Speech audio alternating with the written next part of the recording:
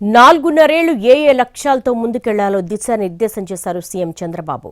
కలెక్టర్ల సదస్సులో ఫ్యూచర్ టార్గెట్లు నిర్దేశించారు.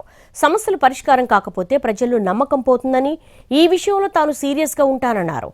అధికారులు ఎలా ఉండకూడదో గత సర్కారు చూపించిందని డిప్యూటీ సీఎం పవన్ అన్నారు. ఏపీ సచివాలయంలో జరిగిన కలెక్టర్ల సదస్సులో భవిష్యత్ లక్ష్యాలను నిర్దేశించారు సీఎం చంద్రబాబు. 6 నెలల్లో చేపట్టిన సంక్షేమం, అభివృద్ధి అంశాలపై సమీక్షించారు. శాంతి భద్రతలపై ఆరా తీస్తున్నారు. నూతనంగా తీసుకొచ్చిన పాలసీలపై దిశానిర్దేశం చేయడంతో పాటు 4.5 ఏ విధమైన లక్ష్యాలతో ముందుకు వెళ్లాలో సమాలోచనలు చేశారు. ఆర్టీజీఎస్, వినతుల పరిష్కారం, గ్రామ, వార్డు సచివాలయాలు, వాట్సాప్ గవర్నెన్స్, ప్రజల్లో సానుకూల దృక్పథం వంటి అంశాలపై చర్చించారు. భోజన విరామం తరువాత రాష్ట్రంలో ఫిర్యాదుల స్వీకరణపై కలెక్టర్ల సదస్సులో సమీక్ష జరిగింది. ప్రజా సమస్యల పరిష్కారంలో తీసుకోవాల్సిన చర్యలపై సూచనలు చేశారు సీఎం చంద్రబాబు.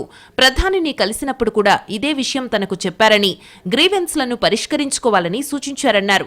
సమస్యలు పరిష్కారం కాకపోతే ప్రజల్లో నమ్మకం పోతుందని, ఈ విషయాన్ని తాను సీరియస్ గా తీసుకుంటానన్నారు సీఎం. యాక్షన్ లెవెల్ తగ్గుతా వచ్చిందంటే కారణం మనం రిడ్రెసల్ కూడా క్వాలిటీ రిడ్రెసల్ రాలేదు. ఇటీవల నేను ప్రధానమంత్రిని కలిసినప్పుడు ఈ రేజ్ దిస్ పాయింట్, ఆంధ్రప్రదేశ్లో మేము పంపిస్తున్నాం, మేము కూడా మానిటరింగ్ చేస్తున్నాం, మీ quality of disposal is not up accurate or up to the mark. Why can't you correct it? కాబట్టి మీరు కూడా all collectors same thing I'm telling you, quality of disposal is very, very important.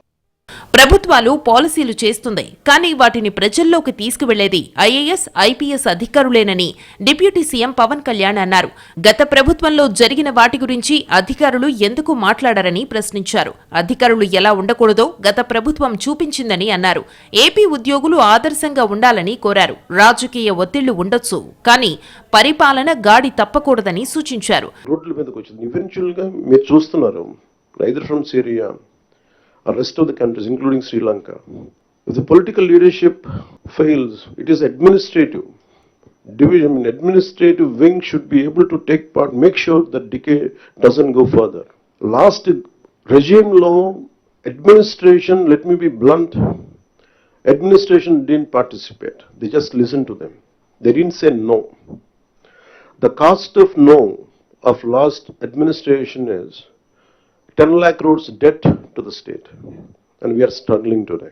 గురువారం జరిగే సమావేశంలో పరిశ్రమలు, IT, పెట్టుబడులు, విద్యుత్, మానవ వనరులు, రవాణా, రోడ్లు, భవనాలు, గృహ నిర్మాణం, వైద్యం, ఆరోగ్యం వంటి రంగాలపై సమీక్ష నిర్వహిస్తారు.